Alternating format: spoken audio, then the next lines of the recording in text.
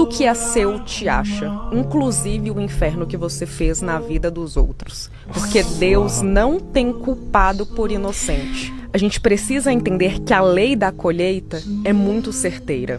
A gente precisa entender que não tem como fazer mal ao outro sem colher os frutos disso. E eu sempre digo também que o maior preço que uma pessoa ruim paga é não conseguir ter paz, por mais que ela mostre nas redes sociais sorriso e prosperidade. Uau! E o karma de toda pessoa maligna é saber que no mundo existem mais pessoas como ela.